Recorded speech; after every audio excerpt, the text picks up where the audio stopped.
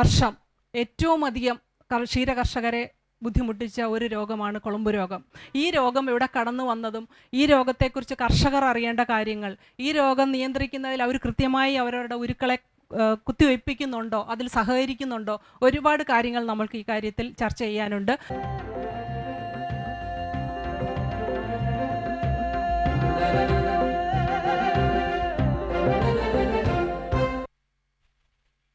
അഞ്ച് കാര്യങ്ങളാണ് നിങ്ങൾ അറിയേണ്ടത്. ഒരു കർഷകൻ, പശുക്കളെ വളർത്തുന്ന ഒരു കർഷകൻ കുളമ്പ് രോഗത്തിനെ കുറിച്ച് അറിയേണ്ട 5 കാര്യങ്ങളാണ്. ഒന്നാമത്തെ കാര്യം, ഒരു വൈറസ് മൂലം ഉണ്ടാകുന്ന രോഗമായതുകൊണ്ട് രോഗം ബാധിച്ചു കഴിഞ്ഞാൽ ഒരു തരത്തിലുള്ള ചികിത്സകളും ഫലപ്രദമല്ല. കാരണം നമ്മൾ രോഗലക്ഷണം കാണുന്നത് വായിലും കൈകാലുകളിലും ഒക്കെ പൊളങ്ങളും വ്രണങ്ങളും കാണുമ്പോൾ ശരീരത്തിനുള്ളിൽ വൈറസിന്റെ പ്രവർത്തനം പൂർണ്ണമായും അവസാനിച്ചു കഴിഞ്ഞു. അതിനുശേഷമുള്ള രോഗലക്ഷണം മാത്രമാണ് നമ്മൾ കാണുന്നത്. അല്ലാതെ വൈറസ് ശരീരത്തിൽ നമ്മൾ രോഗലക്ഷണം കാണുമ്പോൾ ആ മൃഗത്തിന്റെ ശരീരത്തിൽ വൈറസിന്റെ പ്രവർത്തനങ്ങൾ പൂർണ്ണമായി അവസാനിച്ചു കഴിഞ്ഞു. രോഗലക്ഷണം മാത്രമേ കാണുന്നുള്ളൂ. ഇനി വൈറസിനെ നമുക്ക് നിയന്ത്രിക്കേണ്ട ആവശ്യമില്ല. വൈറസുകളെ നിയന്ത്രിക്കാനായിട്ട് മരുന്നുകളും ലഭ്യമല്ല. രണ്ടാമത്തെ കാര്യം, കാറ്റ് മൂലമാണ് രോഗം പരക്കുന്നത് ഏറ്റവും അധികം. സ്പർശനം കൊണ്ട് പരക്കാം, മറ്റു കാര്യങ്ങൾ കൊണ്ട് പരക്കാം. പക്ഷെ ഏറ്റവും കൂടുതൽ കാറ്റ് മൂലമാണ് പരക്കുന്നത്. കാറ്റ് മൂലം പരക്കുന്നതുകൊണ്ട് തന്നെ 200 കിലോമീറ്റർ വരെ ഒരു ദിവസം ഈ രോഗം പരന്നതായിട്ട് റെക്കോർഡുണ്ട്. അതിന്റെ അർത്ഥം, നേരത്തെ ഡോക്ടർ റാണി പറഞ്ഞതുപോലെ അകിടുവീക്കം തടയാനായിട്ട് നമ്മൾ ചെയ്യുന്ന വൃത്തി, ഹൈജീൻ കാര്യങ്ങളൊന്നും കുളമ്പ് രോഗത്തിനെതിരെ ഫലപ്രദമാകില്ല. മൂന്നാമത്തെ കാര്യം, കുളമ്പ് രോഗം നമുക്ക് വരാതിരിക്കണമെങ്കിൽ, നമ്മളുടെ ഉരുക്കൾക്ക് വരാതിരിക്കണമെങ്കിൽ ഏറ്റവും കുറഞ്ഞത്, അത് വളരെ പ്രധാനമാണ്, ഏറ്റവും കുറഞ്ഞത് ഒരു പ്രദേശത്തെ 80% കന്നുകാലികളെങ്കിലും പ്രതിരോധ കുത്തിവയ്പ്പിന് വിധേയമാക്കിയിട്ടുണ്ടാവണം. നമ്മളുടെ വീട്ടിൽ കുത്തിവയ്ക്കാൻ ആൾ വരുമ്പോൾ നമ്മൾ കുത്തിവയ്ക്കാതിരിക്കുമ്പോൾ 80% താഴെ പോവുകയാണെങ്കിൽ കുത്തിവെച്ചവർക്ക് കൂടി നമ്മൾ ചെയ്യുന്നൊരു ദ്രോഹമാണ് അതെന്ന് ഓരോ കർഷകനും മനസ്സിലാക്കണം.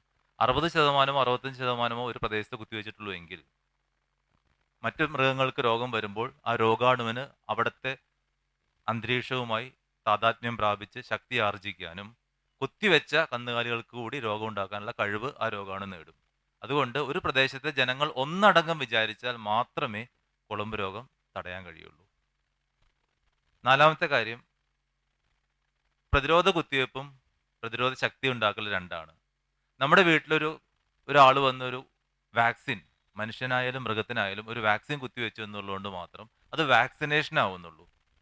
ആ മൃഗത്തിനോ അല്ലെങ്കിൽ ഒരു മനുഷ്യനോ പ്രതിരോധ ശക്തി ഉണ്ടാക്കുന്ന ഇമ്മ്യൂണൈസേഷൻ, അത് രണ്ടും വ്യത്യാസമാണ്.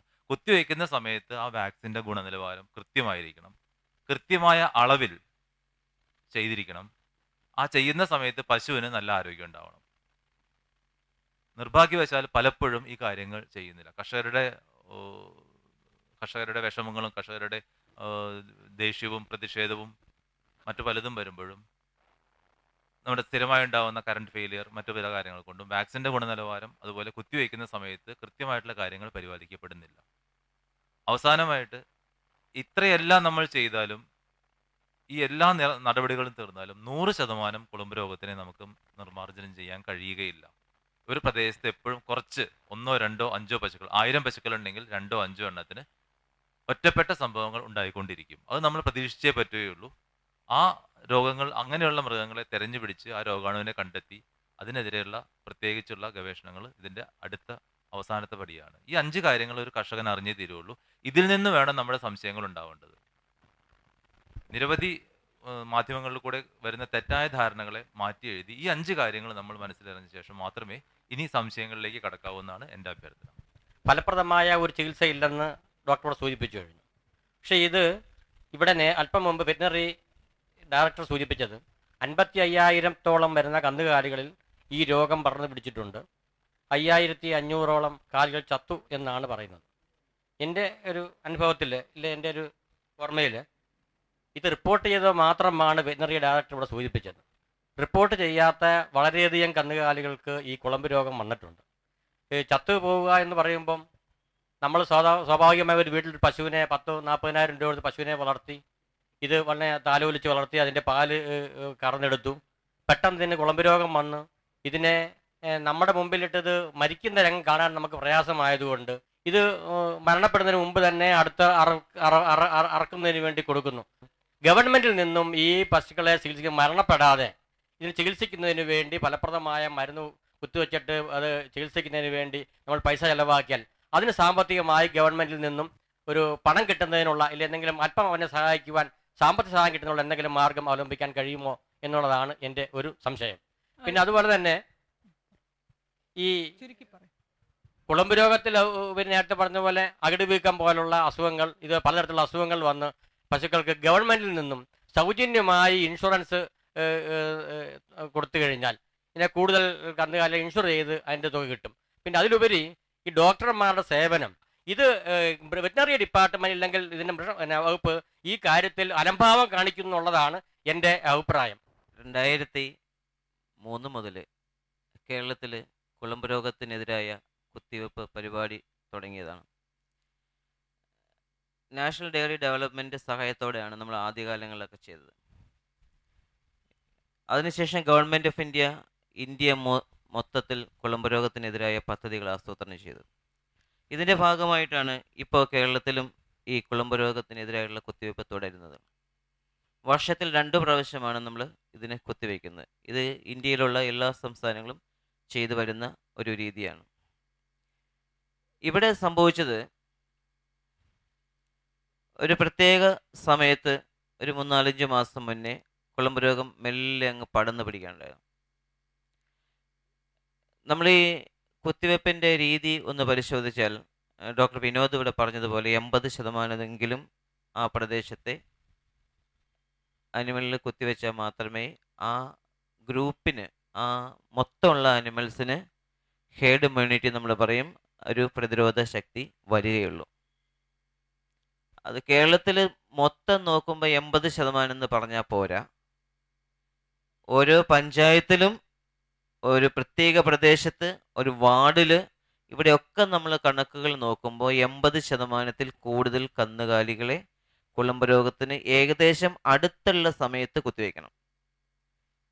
നമ്മളൊരു 10 ദിവസം കൊണ്ട് കേരളത്തിലെ മൊത്തം കന്നുകാലികളെ കുത്തിവെക്കാനായിട്ടൊരു പ്ലാൻ ചെയ്ത് കഴിഞ്ഞാൽ ആ 10 ദിവസത്തിനുള്ളിൽ തന്നെ കേരളത്തിലെ എല്ലാ കന്നുകാലികളെയും ഒരേ സമയത്ത് കുത്തിവെക്കേണ്ടി വരും. എന്നാൽ മാത്രമേയാണ് എല്ലാ കന്നുകാലികൾക്കും ഈ പ്രതിരോധ ശക്തി ഒന്നിച്ചു വരികയുള്ളൂ. ഗവൺമെൻറ് ഓഫ് ഇന്ത്യ ഫെബ്രുവരി മാസത്തിലാണ്, ഫെബ്രുവരി 15 കൂടിയാണ് കേരളത്തിൽ കുത്തിവെപ്പിന് തീരുമാനിച്ചത്. കേരളം മാത്രമല്ല, ഇന്ത്യ മൊത്തം. അപ്പോൾ ഇത് എല്ലാ കർഷകരും, ഞങ്ങളിപ്പോൾ ഉദ്ദേശിക്കുന്നത് 15-ാം തീയതി മുതൽ 15-25, ഒരു 10-15 മാക്സിമം, ഈ സമയത്തിനുള്ളിൽ കംപ്ലീറ്റ് അനിമൽസിനെയും കുത്തിവെക്കാനുള്ളൊരു പദ്ധതിയാണ് നമ്മൾ ആലോചിക്കുന്നത്. അസുഖം ബാധിച്ചു കഴിഞ്ഞ് ചികിത്സിക്കുന്നതിന് വേണ്ടി പ്രാഥമികമായി പൈസ കൊടുക്കാൻ സംവിധാനം ഉണ്ടാവുന്നത്. അത് നമ്മുടെ ഈ ADCP എന്ന പ്രോജക്റ്റിൻ്റെ പേര്, അനിമൽ ഡിസീസ് കൺട്രോൾ പ്രോഗ്രാം. ഇതിൻ്റെ ജില്ലയിൽ ഒരു ഓഫീസർ വെച്ചിട്ടുണ്ട്. ഈ ജില്ലയിലെ ഓഫീസർ ഇതിൻ്റെ നേതൃത്വം വഹിക്കുന്നത്. അപ്പോൾ അത്തരത്തിൽ ഈ ചികിത്സയായിട്ട് ബന്ധപ്പെട്ട് നമ്മൾ അതിന് സഹായം നൽകി വരുന്നുണ്ട്. ഈ കുളമ്പരവുമായിട്ട് ബന്ധപ്പെട്ട് പറയുകയാണെങ്കിൽ നമ്മുടെ ആലപ്പുഴ ജില്ലയിലെ സെപ്റ്റംബർ മാസം 3-ാം തീയതിയാണ്, കഴിഞ്ഞ സെപ്റ്റംബർ മാസം 3-ാം തീയതിയാണ് ആദ്യമായിട്ട് കുളമ്പ് രോഗബാധ റിപ്പോർട്ട് ചെയ്തത്. തെക്കക്കര പഞ്ചായത്തിലെ വാത്തികുളം എന്ന് പറഞ്ഞ സ്ഥലത്താണ്. അവിടെ നിന്നും അത് നമ്മുടെ അടുത്തതായിട്ട് പള്ളിയുന്നം പഞ്ചായത്തിൽ വന്നു. അങ്ങനെ വടക്കോട്ട് വന്ന് ഇപ്പോൾ ഏകദേശം ഒരു 69ഓളം പഞ്ചായത്തും നഗരസഭയിലും കൂടി 5000-ത്തിൽ കൂടുതൽ മൃഗങ്ങൾക്ക് കുളമ്പ് രോഗബാധ ഉണ്ടായിട്ടാണ് നമ്മുടെ മൃഗാശുപത്രിയിൽ വഴി നമുക്ക് റിപ്പോർട്ട് കിട്ടിയത്. ഇത് കുളമ്പ് രോഗബാധ റിപ്പോർട്ട് ചെയ്ത അന്ന് തന്നെ അതിനുള്ള പ്രതിരോധ നടപടികളും അതിനുള്ള ചികിത്സാ സംവിധാനങ്ങളും ചേർക്കേണ്ട രീതിയിൽ എല്ലാ ഡോക്ടർമാരുടെയും നമ്മുടെ യോഗം വിളിക്കുകയും അതാത് ഈ കുളമ്പ് രോഗബാധ റിപ്പോർട്ട് ചെയ്ത സ്ഥാപനങ്ങൾക്ക് ആവശ്യമായ മരുന്ന് വാങ്ങിക്കുന്നതിന് നമ്മുടെ ഇതിൽ നിന്നുള്ള ഫണ്ട് ഏകദേശം 3,91,000 ഇഷ്ടം രൂപയോളം ഈ സെപ്റ്റംബർ മാസം മുതൽ കഴിഞ്ഞ മാസം വരെ മരുന്നുകൾ വാങ്ങിക്കാൻ വേണ്ടി അതാത് മൃഗാശുപത്രികൾ വഴി വിതരണം നടത്തുകയും അതിനാവശ്യമായ മരുന്നുകൾ വാങ്ങി സൗജന്യമായി ചികിത്സ നടത്തുന്നതിനാണ് നമ്മുടെ വകുപ്പ് അധ്യക്ഷൻ്റെ നിർദ്ദേശപ്രകാരം നമ്മൾ നടപടി സ്വീകരിച്ചത്. ഇതല്ലാതെ ഈ അസുഖബാധ ഉള്ള മൃഗങ്ങൾക്ക് ചികിത്സ ചെയ്യാനുള്ള സഹായധനം നൽകാനല്ലാതെ അതിനുള്ള രൂപയായിട്ടോ അതിനുള്ള ചികിത്സാ ചെലവിനുള്ള ഫണ്ട് കൊടുക്കാനോ നമുക്ക് നിർവാഹമില്ല. മരുന്നുകൾ നൽകാനുള്ള സംവിധാനം ചെയ്തിട്ടുണ്ട്. കൂടാതെ രോഗബാധ ഏറ്റ മൃഗങ്ങൾക്ക് ഒരു സഹായത എന്നുള്ള നിലയ്ക്ക് കാലിത്തീറ്റ വിതരണം ചെയ്യാനും നമ്മൾ നടപടി സ്വീകരിച്ചിട്ടുണ്ട്. ഏകദേശം 1000 ചാക്കോളം കാലിത്തീറ്റ കഴിഞ്ഞ മാസം 2 താലൂക്കുകളിലായിട്ട് കൊടുത്തിട്ടുണ്ട്. ബാക്കിയുള്ള പഞ്ചായത്തിലും ആ സൊസൈറ്റി വഴി വിതരണം ചെയ്യാനുള്ള ഇൻറ്റൻ്റ് എല്ലാം നമ്മൾ കൊടുത്തിട്ടുണ്ട്. താമസിക്കാതെ ഒരാഴ്ചക്കുള്ളിൽ തന്നെ കാലിത്തീറ്റ എത്തുമെന്നുള്ളതാണ് ഞങ്ങളുടെ പ്രതീക്ഷ. ഈ ഇൻഷുറൻസ് പദ്ധതിയുടെ ഭാഗമായിട്ട് നമ്മൾ പ്രോസ്പെറിറ്റി കൗൺസിൽ CMൻ്റെ ചേംബറിൽ നടത്തിയ ഒരു മീറ്റിംഗ് ഉണ്ടായിരുന്നു. അതിനകത്ത് ഇടുക്കി പാക്കേജുമായിട്ട് ബന്ധപ്പെട്ട ഏരിയയിൽ ഇൻഷുറൻസ് പ്രീമിയം ഫ്രീ ആയിട്ട് കൊടുക്കാൻ തീരുമാനിച്ചിട്ടുണ്ട്. അവിടുത്തെ MPയും MLAയും അവിടുത്തെ മന്ത്രിയും ഈ കാര്യം മുഖ്യമന്ത്രിയുടെ ശ്രദ്ധയിൽപ്പെടുത്തിയപ്പോൾ അത്തരത്തിലൊരു തീരുമാനം ഉണ്ടായിട്ടുണ്ട്. കേരളത്തിൽ പൊതുവെ കുട്ടനാട് പാക്കേജുമായി ബന്ധപ്പെട്ട് ഞങ്ങൾക്കുണ്ട്, ആലപ്പുഴ ജില്ലക്കാർക്ക് ഉണ്ടോ എന്നുള്ളതാണ്. കുട്ടനാട് ജില്ലയായിട്ട് ബന്ധപ്പെട്ട് MLAയും മന്ത്രിയും ഒക്കെ ആയിട്ട് ആലോചിച്ച് അത്തരത്തിലൊരു തീരുമാനമെടുത്തു കഴിഞ്ഞാൽ ഞങ്ങൾ എന്തായാലും നടപ്പാക്കുന്ന ഉറപ്പാണ്. ഇപ്പോൾ തന്നെ 50% ഉണ്ട്, സബ്സിഡി ഉണ്ട്. അത് കേരളം മുഴുവനും ഉണ്ട്. പക്ഷെ ഇത് സ്പെഷ്യൽ ഇഷ്യൂ ആയിട്ട് വരുമ്പോൾ ഇതുപോലുള്ള ഒരു പൊളിറ്റിക്കൽ ഡിസിഷൻസ് എടുക്കുമ്പോൾ, ഞാൻ പറഞ്ഞില്ലേ പ്രോസ്പെരിറ്റി കൗൺസിലിനകത്തൊരു തീരുമാനം വന്നപ്പോൾ ഇടുക്കി പാക്കേജുമായിട്ട് ബന്ധപ്പെട്ട് ഈ കുളമ്പ് രോഗമായിട്ട് ബന്ധപ്പെട്ട പ്രശ്നങ്ങൾ ഉള്ളതുകൊണ്ട് ആ പ്രദേശത്തെ ആളുകൾക്ക് ഈ ഇൻഷുറൻസ് പ്രീമിയം ഫ്രീ ആയിട്ട് കൊടുക്കാൻ തീരുമാനിച്ചു. ഇതുപോലെ ഞാൻ ആദ്യം പറഞ്ഞതാണ്, വളരെ പേഴ്സണലായിട്ട് പറഞ്ഞതാണ്. അപ്പോൾ ഇത്തരം കാര്യങ്ങൾ നമ്മൾ ജനപ്രതിനിധികളും കൂടി ഒന്ന് ഉണർന്ന് പ്രവർത്തിച്ചാൽ നടക്കും. എക്സിക്യൂട്ട് ചെയ്യുന്ന കാര്യം ഞങ്ങൾ 100% ഉറപ്പ് തരുന്നു. ലോകമെമ്പാടും പോളിയോ നിർമ്മാർജ്ജനം കുട്ടികളിൽ നടത്തുകയാണ്. നമ്മുടെ കുഞ്ഞുങ്ങൾക്ക് നമ്മൾ പോളിയോയ്ക്ക് മരുന്ന് കൊടുക്കും. എന്നിട്ടും ഒരൊറ്റ ദിവസം ഇന്ത്യയിലെ എല്ലാ കുഞ്ഞുങ്ങൾക്കും പോളിയോ മരുന്ന് കൊടുക്കുന്നതിൻ്റെ പ്രാധാന്യം, ഈ പറഞ്ഞ പ്രതിരോധ കുത്തിവയ്പ് 80% ഒരു ദിവസം ഒരേ സമയത്ത് ചെയ്യണം എന്നത് മൃഗങ്ങളിലും വളരെ പ്രധാനമാണ്. അതിൻ്റെ പ്രാധാന്യം നിങ്ങൾ ഉൾക്കൊള്ളണം. കുഞ്ഞുങ്ങൾക്ക് പനി വരുമോ എന്ന് കരുതി നമ്മളാരും കുഞ്ഞുങ്ങൾക്ക് പോളിയോയ്ക്ക് മരുന്നെടുക്കാതിരിക്കുന്നില്ല. പക്ഷേ പശുക്കളിലാകുമ്പോൾ നമ്മൾ ആ സാമ്പത്തിക നഷ്ടം ഇല്ലേ, അത് തയ്യാറാകുന്നില്ല. അപ്പം കുത്തിവയ്പ്പിനോടനുബന്ധിച്ച് മൃഗങ്ങളിൽ എന്താണ് സംഭവിക്കുന്നത്, എന്തുകൊണ്ടാണ് കർഷകർ കുറച്ചെങ്കിലും ഇതിൽ നിന്ന് വിയോജിച്ച് നിൽക്കുന്നത്, അതിനെക്കുറിച്ച് അതിൻ്റെ ശാസ്ത്രീയം എന്താണെന്ന് പറയാനായിട്ട് ഡോക്ടർ വിനോദ്. കർഷകരുടെ കയ്യിൽ നിന്നും വരുന്ന പ്രതിഷേധവും പ്രതിരോധവും ഈ കുത്തിവയ്പ്പിൻ്റെ പരാജയത്തിന് ഒരു കാരണമാണ്. ഒരു വാക്സിൻ എന്ന് പറയുന്നത് ഒരു പശുവിൻ്റേതാണെങ്കിലും മനുഷ്യൻ്റെ ആണെങ്കിലും എന്തിൻ്റെ നായ്ക്കളുടേതാണെങ്കിലും ആ ശരീരത്തിന് അന്യമായ, ശരീരത്തിന് പരിചയമില്ലാത്ത ഒരു പദാർത്ഥം ആ മൃഗത്തിൻ്റെ ശരീരത്തിലേക്ക് കടത്തിവിടുകയാണ് വാക്സിനേഷൻ എന്ന് പറയുമ്പോൾ ചെയ്യുന്നത്. ആ വാക്സിനേഷൻ ഫലവത്താകണമെങ്കിൽ ആ മൃഗത്തിൻ്റെ ശരീരം എൻ്റെ ദേഹത്തേക്ക് കടന്നു വന്ന സാധനം ഒരു ഫോറിൻ, എൻ്റെ ദേഹത്തിന് പറ്റിയ സാധനമല്ല എന്ന് തിരിച്ചറിയുകയും അതിനെതിരെ ഒരു പ്രതിരോധ പ്രവർത്തനം നടത്തുകയും ചെയ്യണം. മാത്രമല്ല, ഒരിക്കൽ അങ്ങനെ പ്രതിരോധ പ്രവർത്തനം നടത്തിക്കഴിഞ്ഞാൽ പിന്നീട് അത്തരം ഒരു പദാർത്ഥം അതിൻ്റെ ശരീരത്തിൽ എപ്പോൾ കടന്നു വരുന്നോ ഉടനെ തന്നെ അതിനെ നശിപ്പിക്കാനുള്ള സാധനങ്ങളെ ശരീരത്തിൽ സ്റ്റോക്ക് ചെയ്യുകയും വേണം. ഇതാണ് വാക്സിനേഷൻ. അതുകൊണ്ട് ഒരു പശുവിൻ്റെ അല്ലെങ്കിൽ മനുഷ്യൻ്റെ ഏത് ജീവിയുടെ ശരീരത്തിലേക്കും ഇങ്ങനെ ഒരു വാക്സിൻ കടത്തിവിടുമ്പോൾ ശരീരത്തിൻ്റെ പ്രതിരോധ പ്രവർത്തനം മൂലം ഒരു പനി സാധാരണമാണ്. 24 മണിക്കൂർ വരെ പനി വരാനും അതിനോടനുബന്ധിച്ച് ഉൽപാദനം കുറയാനുള്ള സാധ്യതകൾ 2 മുതൽ 3% വരെയാണ്. പക്ഷെ ഒരിക്കലും അത് സ്ഥിരമല്ല. 1-2 ദിവസത്തിനുള്ളിൽ ആ ഉൽപാദനം തിരിച്ചു കിട്ടും. അപൂർവമായിട്ട് 10,000-1 15,000-1 വീതം പശുക്കൾക്ക്, അത് പശുവിൻ്റെ പ്രത്യേകതയാണ്, വാക്സിൻ്റെ കുഴപ്പമില്ല. അതേ വാക്സിൻ തന്നെയായിരിക്കും തൊട്ടപ്പുറത്തുള്ള പശുവിനെ കുത്തിയിട്ടുണ്ടാവുക. പശുക്കൾക്ക് 15,000-1 10,000-1 പശുക്കൾക്ക് തളർച്ചയും മറ്റു പ്രശ്നങ്ങളും ഉണ്ടാകും. പക്ഷേ ഈ 15,000-1 പേടിച്ച് നമ്മൾ കുത്തിവയ്പ്പിക്കാതിരിക്കുമ്പോൾ സംഭവിക്കുന്നത് മറ്റുള്ള മൃഗങ്ങൾക്ക് കൂടി നമ്മുടെ മൃഗം ഒരു റിസ്ക് ആവുകയാണ് എന്നുള്ളത് നമ്മൾ തിരിച്ചറിഞ്ഞേ പറ്റുള്ളൂ. ഉൽപാദനക്ഷമതയിൽ വരുന്ന നഷ്ടം സ്ഥായിയല്ല, അത് തിരിച്ചു വരും. അതിനെപ്പറ്റി ഭയപ്പെടേണ്ട കാര്യമില്ല. ലോകത്തെല്ലായിടത്തും ചെയ്യുന്ന കാര്യം തന്നെയാണ്, അതിൽ പ്രത്യേകതയായിട്ട് ഒന്നുമില്ല. വെറ്റിനറി ഡോക്ടർമാരും LSAമാരുടെയും സേവനം പല ആശുപത്രികളിലും കിട്ടുന്നില്ല, വേക്കൻസി ഉണ്ട്. അവിടെ താൽക്കാലികമായിട്ടെങ്കിലും ഇപ്പോൾ ഈ മാരകമായ രോഗം പകർന്നു പിടിക്കുന്ന ഈ നമ്മുടെ ആശുപത്രികളിലൊക്കെ ചെയ്യുന്ന പോലെ തന്നെ താൽക്കാലികമായിട്ടെങ്കിലും LSAമാരെയും ഡോക്ടർമാരെയും ഈ ഗസ്റ്റ് ലെക്ചറെ പോസ്റ്റ് ചെയ്യുന്ന പോലെ പോസ്റ്റ് ചെയ്യുവാൻ ഡയറക്ടർക്ക് അധികാരമുണ്ടോ? അങ്ങനെ ഉണ്ടെങ്കിൽ എന്തുകൊണ്ട് ചെയ്യുന്നില്ല? ചെയ്യണം എന്നുള്ളതാണ് എൻ്റെ അഭിപ്രായം. കേരളത്തിലെ എല്ലാ മൃഗാശുപത്രികളിലും എല്ലാ ഡോക്ടർമാരും ലൈഫ് സ്റ്റോക്ക് ഇൻസ്പെക്ടർമാരും വേണമെന്ന് തന്നെയാണ് നിങ്ങളെപ്പോലെ എൻ്റെയും ആഗ്രഹം. നമ്മൾ PSCക്ക് റിക്വസ്റ്റ് കൊടുത്തിട്ട് അവർ ഇൻ്റർവ്യൂ ഒക്കെ നടത്തിയിട്ടിരിക്കുകയാണ്. റാങ്ക് ലിസ്റ്റ് വന്നാൽ ഉടനെ തന്നെ പോസ്റ്റ് ചെയ്യും. ആ സമയം കോൺട്രാക്ട് ബേസിൽ ആളെ വയ്ക്കാനായിട്ട് ആലോചിക്കാവുന്നതാണ്. ഈ കുളമ്പ് രോഗം എന്നുള്ള ഞാൻ ജനിച്ച് അറിവായപ്പോൾ തൊട്ട് നാടൻ പശു ഉൾപ്പെടെ എല്ലാം വളർത്തി ഇന്നോളം എത്തിയിരിക്കുകയാണ്. ഇന്ന് വരെ ഒരു കുളമ്പ് രോഗം വന്നിട്ടില്ല. ഞാൻ ഇപ്പോൾ കർഷകർ കേട്ടിരിക്കുന്ന കർഷകർക്ക് ചിലപ്പോൾ ദേഷ്യം വരുമെന്ന് എനിക്ക് തോന്നുന്നുണ്ട്. കാര്യം നമ്മളെ ശുചിത്വം, ഇപ്പം നേരത്തെ ജലത്തിൻ്റെ കാര്യം പറഞ്ഞു, നല്ല രീതിയിൽ പശുവിനെ കാലാവസ്ഥയ്ക്ക് അനുസൃതമായി കുളിപ്പിക്കുകയും അതിനെ വേണ്ട രീതിയിൽ പരിപാലിക്കുകയും ചെയ്ത് ഞങ്ങൾ ആ പാലിന് ഏറ്റവും കൂടുതൽ നല്ല വിലയും ഏറ്റവും കൂടുതൽ പാലളക്കുന്നതിനും നല്ല പാലളക്കുന്നതിനും എല്ലാ വർഷവും അതിന് സമ്മാനവും വാങ്ങിച്ചുകൊണ്ടിരിക്കുന്ന ഒരു കർഷകയാണ് ഞാൻ. നമ്മളാ ശ്രദ്ധയാണ് ഏറ്റവും വലുത് ആ പശുവിനെ ശുചീകരിക്കുന്നത്. ഇപ്പോഴും കർഷകർ ശരിക്കും അതിന് ആദായം വേണമെന്ന് പറയുന്നുണ്ട്. പക്ഷേ കർഷകർ സൗന്ദര്യമായിട്ടിരിക്കത്തില്ല, അതിനെ കുളിപ്പിച്ച് തേച്ച് കുളിപ്പിച്ച് സ്വന്തമായിട്ട് പുല്ല് പച്ചപ്പുല്ല് ഇഷ്ടം പോലെ കൊടുത്താൽ നല്ല പാലളക്കാമെന്നാണ് എനിക്ക് അറിയാവുന്ന ഒരു കാര്യം. ഇവിടെ കന്നുകാലികൾക്ക് കുളമ്പ് രോഗം, അകിടുവീക്കം എന്നീ രോഗങ്ങൾക്ക് പ്രതിരോധ മരുന്ന് ആൻറ്റിബയോട്ടിക്കുകൾ കൊടുക്കുന്ന വിഷയത്തെക്കുറിച്ച് പറഞ്ഞ ഇടയിൽ ഡോക്ടർ ജയകുമാർ സാർ ഒരു നാടൻ ചികിത്സാ സമ്പ്രദായത്തെക്കുറിച്ച് പറഞ്ഞു. എനിക്ക് അനുഭവമുള്ളതാണത്. അകിടുവീക്കം വന്നപ്പോഴത്തേക്ക്, പക്ഷെ ഞാൻ ഈ പറഞ്ഞ കറ്റാർ വാഴത്തണ്ട് മാത്രം അകിടിൽ പുരട്ടി പാലിൻ്റെ നിറം പച്ചവെള്ളം പോലെ, വെറും വെള്ളം പോലെ ആയിട്ടുള്ള പാലിൽ ആ രോഗത്തിൽ നിന്ന് എൻ്റെ പശു മുക്തിയായിട്ടുണ്ട്. അതുപോലെ കുളമ്പ് രോഗത്തിന് ഒരു നാടൻ രീതിയിലുള്ള നാടൻ ചികിത്സ, ഒരു പ്രതിരോധ മരുന്ന് എൻ്റെ അറിവുണ്ട്. ആ അറിവ് ഈ സദസ്സിലേക്ക് ഞാൻ പറയുകയാണ്. ഒരു 20 ഗ്രാം ഉലുവ, ജീരകം, മഞ്ഞൾപ്പൊടി, കുരുമുളക് പൊടി, ഇവ 20 ഗ്രാം വീതം, 5 ഇതൾ വെളുത്തുള്ളിയും കൂടെ 50 ഗ്രാം കരിപ്പെട്ടിക്കകത്ത് അരച്ച് ചേർത്തിട്ട് ഒരു തേങ്ങയുടെ പീര ആയിട്ട് ഒരു നേരം കൊടുക്കുകയാണെങ്കിൽ അത് പ്രതിരോധ മരുന്നാകും. ഇതെങ്ങനെ 5 ദിവസം, ഒരു പശുവിന് 5 ദിവസം കൊടുക്കണം.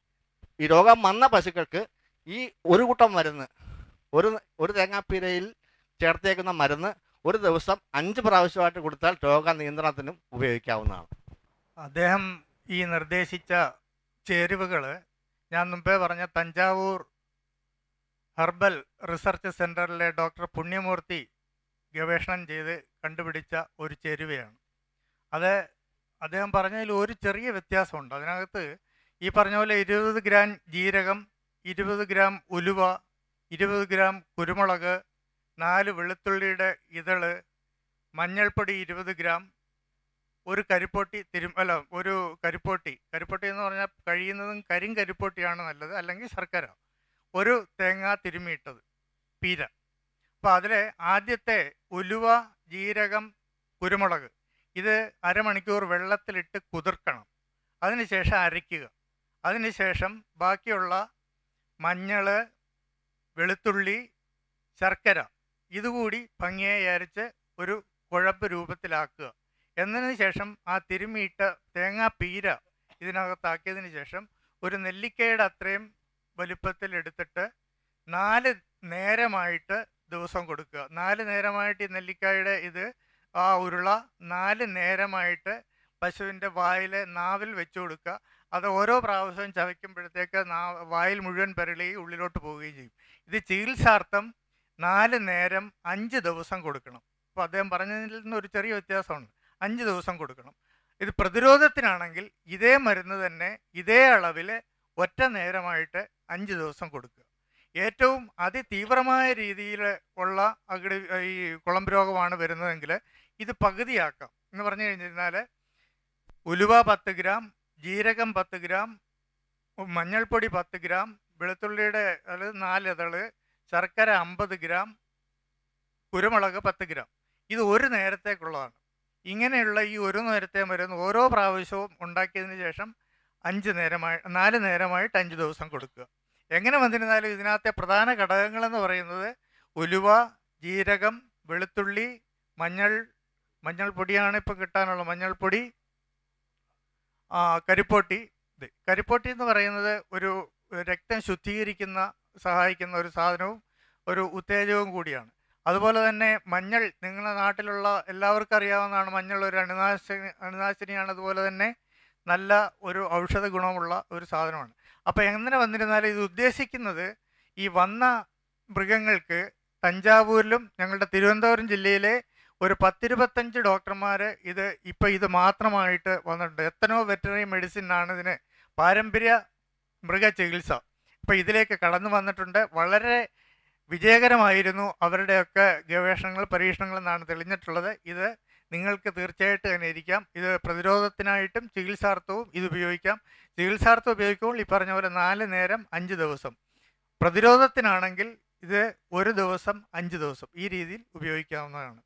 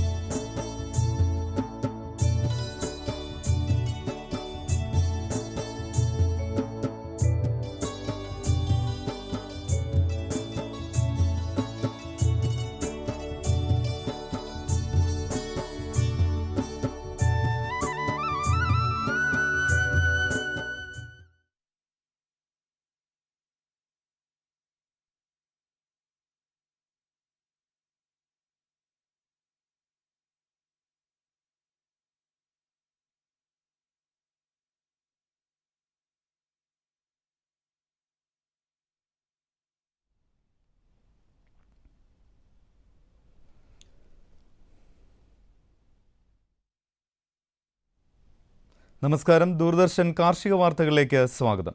പ്രധാന വാർത്തകൾ. നാഷണൽ പൗൾട്രി എക്സ്പോ കൊച്ചിയിൽ. റബ്ബർ കൃഷിയിൽ പരിശീലനം.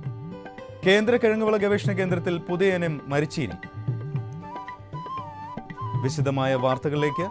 കേരള സംസ്ഥാന പൗൾട്രി വികസന കോർപ്പറേഷൻ 2014 ഫെബ്രുവരി 26 മുതൽ മാർച്ച് 3 വരെ എറണാകുളം മറൈൻ ഡ്രൈവിൽ വെച്ച് നാഷണൽ പൗൾട്രി എക്സ്പോ സംഘടിപ്പിക്കുന്നു. കോഴി വളർത്തൽ രംഗത്ത് ദേശീയ തലത്തിൽ വന്നിട്ടുള്ള വികസന മാതൃകകൾ, ഈ മേഖലയിൽ ഉപയോഗിക്കുന്ന വിവിധ ഉപകരണങ്ങൾ എന്നിവയുടെ വിപുലമായ പ്രദർശനങ്ങൾ, സെമിനാറുകൾ, ചർച്ചകൾ എന്നിവയും ഉണ്ടായിരിക്കും. വിശദവിവരങ്ങൾക്ക് ബന്ധപ്പെടേണ്ട ഫോൺ നമ്പർ 0471 2 478 585.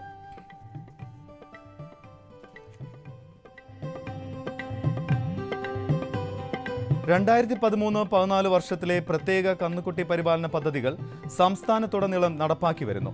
സംസ്ഥാനത്തെ നല്ല സങ്കരയിനം പശുക്കുട്ടികളെ കറവ പശുക്കളാക്കി വളർത്തുന്നതിന് കർഷകർക്ക് സഹായം നൽകുന്ന പദ്ധതിയാണിത്.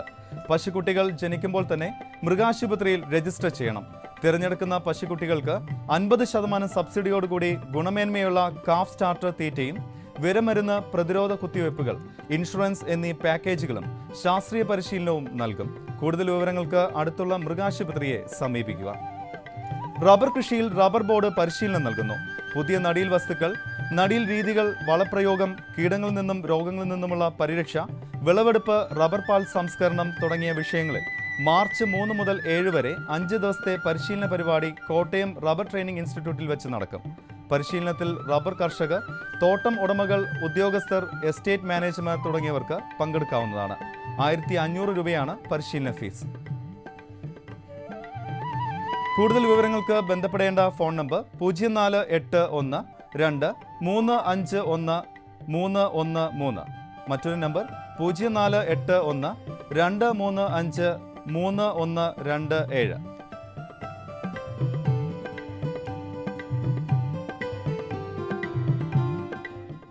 കൃഷി വകുപ്പിന്റെ കൊട്ടാരക്കര സീഡ് ഫാമിൽ നിന്നും പയർ, വെണ്ട, പാവൽ, വെള്ളരി തുടങ്ങിയ പച്ചക്കറികളുടെ വിത്തുകളും തൈകളും ആദായ നിരക്കിൽ വിതരണം ചെയ്യുന്നു. താൽപ്പര്യമുള്ള കർഷകർ സീഡ് ഫാമുമായി ബന്ധപ്പെടേണ്ടതാണ്. Phone number 0474 2 045 235.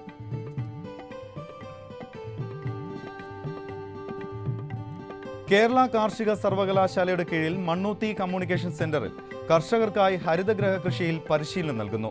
ഈ മാസവും അടുത്ത മാസവുമായി 3 പരിശീലന പരിപാടികളാണ് സംഘടിപ്പിക്കുന്നത്. ഹരിതഗ്രഹ നിർമ്മാണം, സൂക്ഷ്മനന, ഫെർട്ടിഗേഷൻ, കാലാവസ്ഥ ക്രമീകരണം, മണ്ണുവിള പരിപാലനം, പ്ലാസ്റ്റിക് പുത, മണ്ണില്ല കൃഷി, രോഗകീട നിയന്ത്രണം എന്നിവയാണ് വിഷയങ്ങൾ. കൂടാതെ ഹരിതഗ്രഹ യൂണിറ്റുകളിലേക്ക് സന്ദർശനവും സംഘടിപ്പിക്കും. പങ്കെടുക്കുവാൻ താല്പര്യമുള്ളവർ ബന്ധപ്പെടേണ്ട ഫോൺ നമ്പർ 9745089233.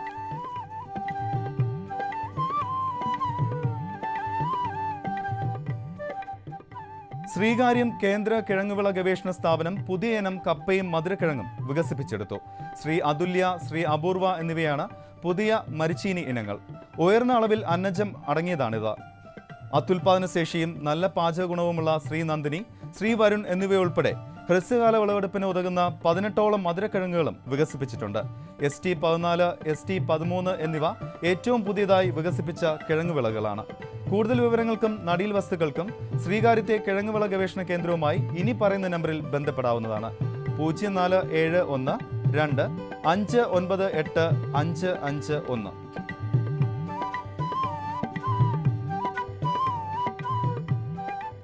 കന്നുകാലി വളർത്തുമ്പോൾ കർഷകർ ഇന്ന് നേരിടുന്ന പ്രധാന പ്രശ്നങ്ങളാണ് വന്ധ്യത, അകിട് വീക്കം, കുളമ്പിലുണ്ടാകുന്ന രോഗങ്ങൾ, വിരശല്യം എന്നിവ. ശാസ്ത്രീയമായി നിർമ്മിച്ച തൊഴുത്ത്, സമീകൃത തീറ്റ, പരിപാലന മുറകൾ എന്നിവ അവലംബിച്ചാൽ ഈ പ്രശ്നങ്ങൾ നല്ല രീതിയിൽ ഒഴിവാക്കാം. ശാസ്ത്രീയ പരിശീലനങ്ങൾ മൃഗസംരക്ഷണ വകുപ്പ്, ക്ഷീരവികസന വകുപ്പ് എന്നിവ വഴി നേടാവുന്നതാണ്. ഇനി കമ്പോള നിലവാരം. റബ്ബർ RSS 4 ക്വിന്റലിന് 14,400 രൂപ, റബ്ബർ RSS 5 14,200, വെളിച്ചെണ്ണ 11,450, കൊപ്ര 8,200 രൂപ, കുരുമുളക് 53,000, ജാതിക്ക തൊണ്ടോട് കൂടിയത് കിലോയ്ക്ക് 340 രൂപ, ജാതിക്ക തൊണ്ടില്ലാതെ 630 രൂപ.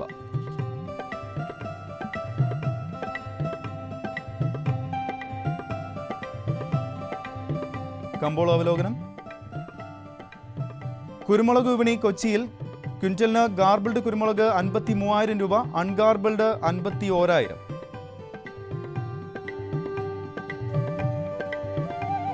കുരുമുളക് വിപണി കൽപ്പറ്റയിൽ ചേട്ടൻ കുരുമുളക് ക്വിന്റലിന് 50,500 രൂപ, വയനാടൻ കുരുമുളക് 51,000.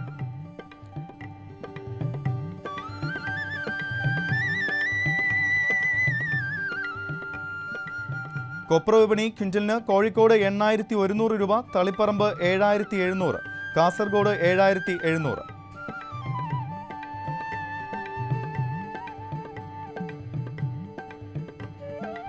വെളിച്ചെണ്ണ വിപണി ക്വിന്റലിന് കണ്ണൂർ 12,267 രൂപ, കോട്ടയം 11,800, ആലപ്പുഴ 11,450 രൂപ.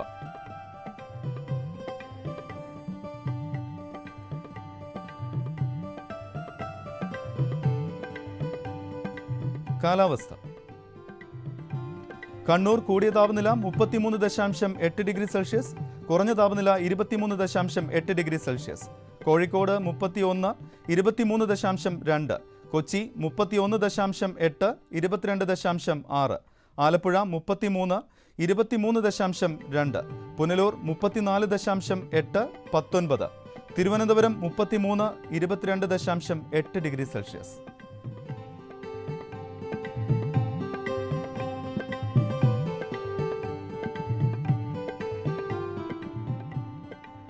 ഇതോടെ ഇന്നത്തെ കാർഷിക വാർത്തകൾ സമാപിക്കുന്നു. നമസ്കാരം.